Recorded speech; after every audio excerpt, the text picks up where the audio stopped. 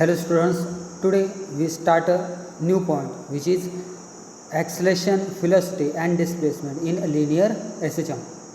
तर last lecture आपण differential equation find out केलं होतं in linear SHM.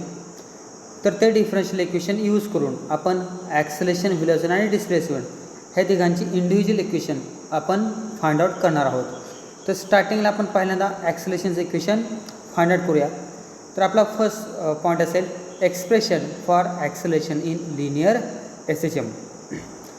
First point कोणता आहे आपला? Expression for acceleration in linear SHM. तर ह्याच्यामध्ये बघा स्टार्टिंगला आपण काय करणार आहे, तर differential equation of linear SHM is given by first equation काय घेणार आहे आपण, d square x upon d t square plus omega square x is equal to 0. हे इक्वेशन आपण लास्ट लेक्चरला फाइंड आउट केलेलं आहे. आता ह्याच्यामध्ये फर्स्ट टर्म आहे d square x upon d t square which is equal to acceleration. ते actual value कोणाची आहे, ॲक्सेलेशनची व्हॅल्यू आहे. तर नेक्स्ट स्टेपला आपण काय करतो आहे, तर प्लस ओमेगा स्क्वेअर एक्स ही व्हॅल्यू आपण शिफ्ट केली RHSला. नेक्स्ट इक्वेशन आपल्याला काय भेटेल, d square x upon d t square is equal to minus omega square x. आता LHSला जी आपली टर्म आहे d square x upon d t square ही टर्म आपण एक्सचेंज करतो आहे by acceleration a. Therefore next equation आपल्याला काय भेटेल, a is equal to minus omega square x. तर आपण नंबर देतो इक्वेशन नंबर 1. आणि हे जे निगेटिव्ह साईन आहे ते इंडिकेट काय करेल, तर ॲक्सेलेशन आणि डिस्प्लेसमेंट आर अपोजिट डायरेक्शन. दोघांचे डायरेक्शन कसे असतील, एकमेकांना अपोजिट असतील. तर हे जे इक्वेशन आहे a is equal to minus omega square x, त्याच्यामध्ये ओमेगा स्क्वेअर हा काय घेतो आपण, कॉन्स्टंट घेतो आहे. ओमेगा म्हणजेच काय, अँग्युलर व्हेलॉसिटी, आणि ही ऑलवेज काय राहते, कॉन्स्टंट राहते. आणि ओमेगा स्क्वेअर कॉन्स्टंट असल्यामुळे आपल्याला इक्वेशन काय भेटेल, a directly proportional minus x. आता हे जे आपल्याला इक्वेशन भेटले first equation which is a expression for acceleration in linear SHM, म्हणजे जे आपल्याला ॲक्सेलेशनचं इक्वेशन फाइंड करायचं होतं तेच हे इक्वेशन असेल. कोणतं, a is equal to minus omega square into x. आता ह्याच्यानंतर ॲक्सेलेशनचे आपण दोन व्हॅल्यू फाइंड करणार आहोत, maximum acceleration and minimum acceleration. आणि ह्या दोन्ही व्हॅल्यू आपण दोन डिफरंट पोझिशनला बघणार आहोत, मेन पोझिशन आणि एक्स्ट्रीम पोझिशन. तर इनिशियली आपण पहिल्यांदा ॲक्सेलेशनचं एक्सप्रेशन घेऊया, a is equal to minus omega square x. आता ह्याच्यामध्ये आपण केस फर्स्ट घेऊया. Case first at main position, त्यामध्ये आपली पोझिशन कोणती असेल, मेन पोझिशन असेल. आणि मेन पोझिशनला आपलं डिस्प्लेसमेंट किती असणार आहे, 0. Therefore x is equal to 0. आता एक्सची जी व्हॅल्यू आली आहे आपली 0, ती आपण अब इक्वेशनमध्ये काय करतो, आपण पुट करतो आहे. आता इक्वेशनमध्ये पुट केल्यानंतर आपल्याला जे ॲक्सेलेशन भेटणार आहे ते ॲक्सेलेशन आपल्याला 0 भेटणार आहे, कारण ॲक्सेलेशनची व्हॅल्यू जी आपली 0 आहे ती मिनिमम असणार आहे. आणि ही जी व्हॅल्यू आहे ती आपल्याला कोणत्या पोझिशनला भेटणार आहे, मेन पोझिशनला. Therefore a minimum is equal to 0. आता ही झाली आपली मेन पोझिशन. सिमिलरली अशीच आपण एक्स्ट्रीम पोझिशनसाठी सुद्धा व्हॅल्यू फाइंड आउट करणार आहोत. तर सेकंड केसमध्ये आपण कोणती पोझिशन घेणार आहे, at the extreme position. Extreme पोझिशनला आपलं डिस्प्लेसमेंट हे मॅक्झिमम असणार आहे, आणि ते डिस्प्लेसमेंट असेल आपलं plus or minus a. That is x is equal to plus minus amplitude or plus minus a. आता ही व्हॅल्यू आपण अब इक्वेशनमध्ये पुट करतो आहे. आता इक्वेशनमध्ये पुट केल्यानंतर नेक्स्ट एक्सप्रेशन आपलं काय येणार आहे, तर बघा a is equal to minus omega square, ते आपण व्हॅल्यू ॲज इट इज घेतो आहे, इंटू प्लस मायनस ए. आता दोन्ही व्हॅल्यू मल्टिप्लाय होतील आणि फायनली आपलं इक्वेशन कोणतं भेटेल, plus minus a omega square. म्हणजे ज्यावेळेस आपण एक्स्ट्रीम पोझिशन घेतो त्यावेळेस आपल्याला मॅक्झिमम ॲक्सेलेशन भेटणार आहे, आणि ती व्हॅल्यू असेल plus minus a omega square. तर अशा प्रकारे आपल्याला दोन पोझिशनसाठी व्हॅल्यू भेटल्या. At main position a minimum is equal to 0, and at extreme position a maximum is equal to plus minus a omega square. आता त्याच व्हॅल्यू आपण एका छोट्याशा समरी थ्रू काय करू शकतो, लक्षात ठेवू शकतो. तर त्यासाठी आपण एक हॉरिझॉन्टल लाईन घेतो आहे आणि त्याच्यावरती आपण डिफरंट पोझिशन काय करतो आहे कन्सिडर करतो आहे. इनिशियली आपण जिथं पॉईंट ओ घेतो आहे ते असेल आपले मेन पोझिशन. लेफ्ट हँड साईडला आपण लेफ्ट एक्स्ट्रीम पोझिशन घेतो आहे आणि राईट हँड साईडला राईट एक्स्ट्रीम पोझिशन घेतो आहे. आणि त्याच्यामध्ये कुठे एक पॉईंट आपण पीक कन्सिडर करतो आहे which is a any position. आणि त्या ठिकाणचं डिस्प्लेसमेंट असेल आपलं एक्स. तर इनिशियली आपण मेन पोझिशनला बघूया. तर मेन पोझिशनला आपलं डिस्प्लेसमेंट 0 असेल आणि त्याच वेळेस आपलं ॲक्सेलरेशनसुद्धा 0 असेल. That is a minimum is equal to 0. आता लेफ्ट एक्स्ट्रीम पोझिशन घेऊया. लेफ्ट एक्स्ट्रीमला आपलं ॲम्प्लिट्यूड असेल -a आणि त्यावेळेस आपलं ॲक्सेलरेशन असेल a maximum is equal to +a omega square. म्हणजे बघा ज्यावेळेस तुमचं डिस्प्लेसमेंट निगेटिव्ह असेल त्यावेळेस तुमचं ॲक्सेलरेशन पॉझिटिव्ह येत आहे आणि ज्यावेळेस तुमचं डिस्प्लेसमेंट पॉझिटिव्ह असेल त्यावेळेस तुमचं ॲक्सेलरेशन निगेटिव्ह येत आहे. म्हणजे राईट एक्स्ट्रीमला आपलं डिस्प्लेसमेंट आहे +a आणि त्यावेळेस आपलं मॅक्झिमम ॲक्सेलरेशन येत आहे -a ओमेगा स्क्वेअर. आणि ॲट एनी पोझिशन एक्सला आपलं डिस्प्लेसमेंट येणार आहे a is equal to -omega square x. तर ह्या पोझिशन थ्रू आपण ओव्हरऑल व्हॅल्यू लक्षात ठेवू शकतो. आता नेक्स्ट पॉईंटमध्ये आपण फिलॉसॉफीसाठीचं जे एक्सप्रेशन असेल ते एक्सप्रेशन आपण फाइंड आउट करणार आहे. तर त्यासाठी आपण बघूया. तर जनरली ॲक्सेलरेशन जर आपल्याला फाइंड आउट करायचं असेल तर अकॉर्डिंग टू डेफिनेशन आपल्याला एक फॉर्म्युला भेटतो. तर तो फॉर्म्युला असेल change in velocity upon change in time. That is a is equal to dv upon dt. आता ह्याच्यामध्ये आपण dx हा एक व्हेरिएबल घेतो आहे आणि त्या व्हेरिएबलने RHSला मल्टिप्लाय आणि डिवाईड करतो आहे. म्हणजे बघा डिवाईड केल्यानंतर आपल्याला इक्वेशन काय भेटेल a is equal to dv upon dx into dx upon dt. म्हणजे आपण जरी dxला dx कॅन्सल केला तरी मेन टर्ममध्ये आपला काही चेंज होत नाही. तर नेक्स्ट पॉईंटमध्ये आपण काय करतो आहे a is equal to v dv by dx. तर dv बाय dx टर्म जी होती ती आपण ॲज इज घेतली पण dx upon dt that is displacement upon time आणि तो रेशो आपण रिप्लेस केला बाय फी. मग तो रिप्लेस केल्यानंतर आपल्याला इक्वेशन काय भेटलं होतं a is equal to v dv by dx. पण आपण जर लास्ट एक्सप्रेशन बघितलं ॲक्सेलरेशनचं तर ते एक्सप्रेशन काय होतं a is equal to -omega square x. आता ती व्हॅल्यू आपण ह्या इक्वेशनमध्ये पुट केली. आता इक्वेशनमध्ये पुट केल्यानंतर बघा ही व्हॅल्यू आपण ह्या इक्वेशनमध्ये काय केली पुट केली. आता पुट केल्यानंतर काय येणार आहे -omega square x is equal to v dv by dx. Next स्टेपला आपण काय करतो आहे तर डिस्प्लेसमेंट जे व्हेरिएबल आणि व्हेलॉसिटी जे व्हेरिएबल हे दोन्ही व्हेरिएबल आपण काय केले सेपरेट केले. आता सेपरेट केल्यानंतर आपलं एक्सप्रेशन काय भेटेल v dv is equal to -omega square x dx.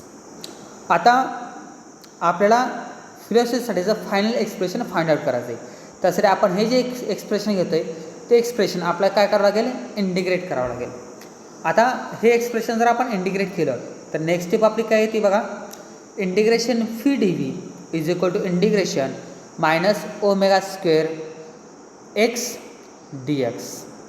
Expression काय येते बघा integration v dv is equal to -omega square integration x dx. आता हे इंटिग्रेशन फाइंड आउट करण्यासाठी आपल्याला इंटिग्रेशनचा एक फॉर्म्युला माहीत पाहिजे. तर तो फॉर्म्युला काय आहे बघा जर इंटिग्रेशन असं असेल integration x⁻n dx is equal to x⁻n+1 upon n+1 plus constant c. तर अशा प्रकारे आपण त्याचं एक्सेलरेशन काय करू शकतो फाइंड आउट करू शकतो. आता आपण इथे जर x⁻1 घेतला 1 ही त्याची पॉवर असेल तर integration x⁻1 dx is equal to काय येईल x⁻1+1 upon 1+1 plus constant c आणि cलाच आपण म्हणतो इंटिग्रेशन कॉन्स्टंट. मग therefore integration x dx value काय आली आपली x² upon 2 plus constant c. Similarly अशाच प्रकारे आपण इंटिग्रेशन फी dv हे सुद्धा व्हॅल्यू काय करू शकतो, फाइंड आउट करू शकतो. तर इंटिग्रेशन काय येईल, integration v d v is equal to v square upon 2 plus constant c. आता ह्या दोन्ही व्हॅल्यू आपण ह्या अबो इक्वेशनमध्ये काय करतोय, पुट करतोय. आता इक्वेशनमध्ये पुट केल्यानंतर नेक्स्ट एक्सप्रेशन आपल्याला काय भेटेल, v square upon 2 is equal to minus omega square x square upon 2 plus constant c. आणि त्याला आपण नंबर दिला इक्वेशन नंबर 3. आणि ह्याच्यामध्ये जो आपण सी घेतला आहे which is a constant of integration. तर सीलाच आपण काय म्हणणार, कॉन्स्टंट ऑफ इंटिग्रेशन. आता नेक्स्ट स्टेपमध्ये आपण काय करतोय बघा, तर आपण जो कॉन्स्टंट घेतला सी त्याची ॲक्च्युअल व्हॅल्यू आपल्याला माहीत नाही, त्यामुळे त्याची आपण पहिल्यांदा व्हॅल्यू फाइंड आउट करू आणि त्यानंतर आपलं फायनल एक्सप्रेशन तयार होईल. तर इथे बघा आपण जे डिस्प्लेसमेंट घेतो ते आपण मॅक्झिमम डिस्प्लेसमेंट घेतो. डिस्प्लेसमेंट आपण किती घेणार आहे, maximum, that is at x is equal to plus minus a. त्यावेळेस आपली व्हेलॉसिटी काय असते, 0 असते. इथे लक्षात घ्या की जर तुमची पोझिशन ही एक्स्ट्रीम असेल, मग ती लेफ्ट एक्स्ट्रीम घ्या किंवा राईट एक्स्ट्रीम घ्या, त्यावेळेस तुमची व्हेलॉसिटी ही ऑलवेज काय येते, 0 येते. आणि ज्यावेळेस तुम्ही मेन पोझिशन घेता, म्हणजे ज्यावेळेस तुमचा डिस्प्लेसमेंट 0 असेल त्यावेळेस तुमची व्हेलॉसिटी ही मॅक्झिमम येते.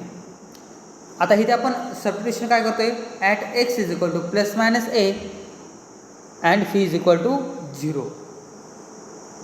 आता ती व्हॅल्यू जर आपण पुट केली, आता ती व्हॅल्यू आपण कशामध्ये पुट करतोय, इन इक्वेशन 2 मध्ये.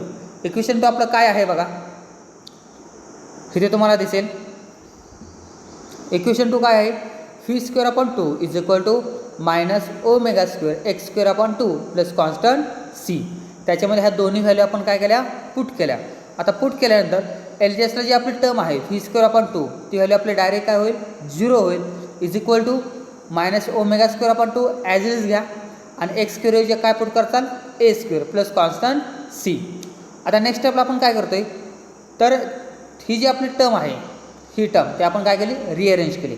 रिअरेंज केल्यामुळे दे आपली टर्म काय येईल, c is equal to omega square a square upon 2. आता ही जी व्हॅल्यू आहे ती व्हॅल्यू आपण पुन्हा कशामध्ये सबस्टिट्यूट करतोय, इक्वेशन 2 मध्ये, म्हणजे ह्या इक्वेशनमध्ये. आता ह्या इक्वेशनमध्ये पुट केल्यानंतर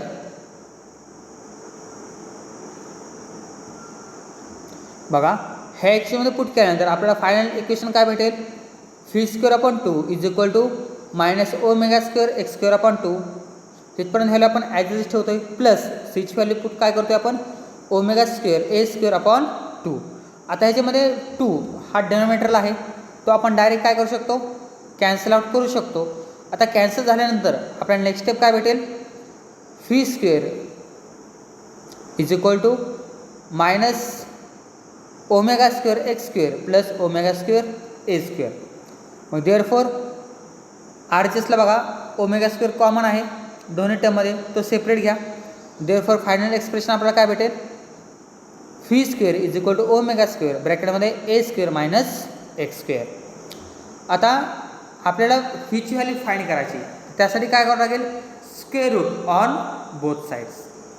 आपण हे जे एक्सप्रेशन आहे कोणतं, v square is equal to omega square ब्रॅकेटमध्ये a square minus x square, त्याचं काय घेतो आपण, स्क्वेअर रूट घेतो. आता स्क्वेअर रूट घेतल्यानंतर फी स्क्वेअरचं स्क्वेअर रूट फी येईल इज इक्वल टू ओमेगा स्क्वेअरचं square root plus minus omega आणि ए स्क्वेअर मायनस एक्स स्क्वेअरचं square root root a square minus x square. आणि त्याला आपण नंबर दिला इक्वेशन नंबर 3. आणि हेच असेल आपलं expression for velocity in linear SHM. आता ह्याच्यानंतर नेक्स्ट स्टेपमध्ये आपण काय करतोय बघा, तर ज्याप्रमाणे आपण ॲक्सेलरेशनच्या मिनिमम आणि मॅक्झिमम ह्या दोन डिफरंट पोझिशनसाठी व्हॅल्यू फाइंड केल्या होत्या, सेम पॅटर्नने इथे सुद्धा आपण मॅक्झिमम व्हेलॉसिटी आणि मिनिमम व्हेलॉसिटी ह्या दोन व्हॅल्यू काय करणार आहे, फाइंड आउट करणार आहे. आणि त्याच्यानंतर डिस्प्लेसमेंटचं एक्सप्रेशन बघूया. तर बघा आपण इथे मॅक्झिमम आणि मिनिमम व्हेलॉसिटी असे दोन व्हेलॉसिटी आपण काय करणार आहे, फाइंड आउट करतोय. तर त्यासाठी बघा आपल्याला व्हेलॉसिटीचं एक्सप्रेशन माहीत आहे. एक्सप्रेशन काय आहे, v is equal to plus minus omega root a square minus x square. आता ह्याच्यानंतर आपण दोन केस कन्सिडर करतोय. फर्स्ट केसमध्ये आपण मेन पोझिशन घेणार आहे आणि सेकंड केसमध्ये आपण एक्स्ट्रीम पोझिशन घेणार आहे. तर ज्यावेळेस तुम्ही मेन पोझिशन घेता तर मेन पोझिशनला तुमचं डिस्प्लेसमेंट 0 असेल. मेन पोझिशनला तुमचं डिस्प्लेसमेंट किती असेल? 0 असेल. आता ती व्हॅल्यू आपण ह्या एक्सप्रेशनमध्ये काय करतो आहे? पुट करतो आहे. आता एक्सप्रेशनमध्ये पुट केल्यानंतर आपलं एक्सप्लेनेशन अशा प्रकारे येईल. काय येईल बघा, fee is equal to plus minus omega, ती व्हॅल्यू आपण ॲज इज ठेवली. रूट ए स्क्वेअर मायनस एक्सच्या जागेवरती काय पुट करणार आपण? 0 स्क्वेअर. आता 0 स्क्वेअर 0 असणार आहे आपला, त्यामुळे ए स्क्वेअर मायनस 0, रिमेनिंग टर्म राहिला आपली रूट ए स्क्वेअर, ती व्हॅल्यू आपण ॲज इज घेतली. आता रूट ए स्क्वेअर त्याचं स्क्वेअर रूट किती येईल? ए. आणि ए जर आपण त्या टर्मला मल्टिप्लाय केला तर ॲट मेन पोझिशन आपल्याला व्हॅल्यू काय भेटेल? Fee is equal to plus minus omega A. आणि ही व्हॅल्यू असेल आपली ॲट मेन पोझिशन. म्हणजेच बघा, ॲट मेन पोझिशन आपल्या व्हॅल्यूसाठी मॅक्झिमम भेटणार आहे आणि ती व्हॅल्यू असेल प्लस मायनस ए ओमेगा. आता आपण सेकंड केस घेतो आहे ज्याच्यामध्ये आपण कोणती पोझिशन यूज करतो आहे? Extreme position. आता एक्स्ट्रीम पोझिशनला आपलं डिस्प्लेसमेंट हे मॅक्झिमम असणार आहे आणि ते किती असेल? X is equal to plus minus a. आणि त्याचं एक्सप्रेशन आपण पुन्हा इथे बघणार आहे. तर काय येईल बघा, जर आपण x value plus minus a put केली तर नेक्स्ट स्टेप आपले काय असणार आहे? V is equal to plus minus omega root a square minus a square. आता a square minus a square subtraction किती येणार आहे आपलं? 0. रूट 0 ही व्हॅल्यू पुन्हा आपली 0 येते आणि 0 ने जर प्लस मायनस ओमेगाला मल्टिप्लाय केलं तर आपल्याला मिनिमम व्हेलॉसिटी भेटते आणि ती किती असते? 0. म्हणजेच बघा, ॲट एक्स्ट्रीम पोझिशन आपल्याला व्हेलॉसिटी मिनिमम भेटते आणि ती किती असेल? 0. आता हे सर्व व्हॅल्यू आपण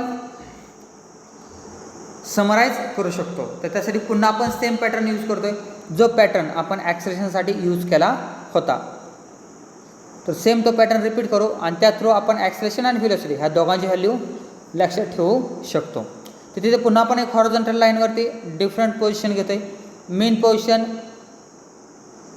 लेफ्ट एक्स्ट्रीम पोझिशन आणि राईट एक्स्ट्रीम पोझिशन.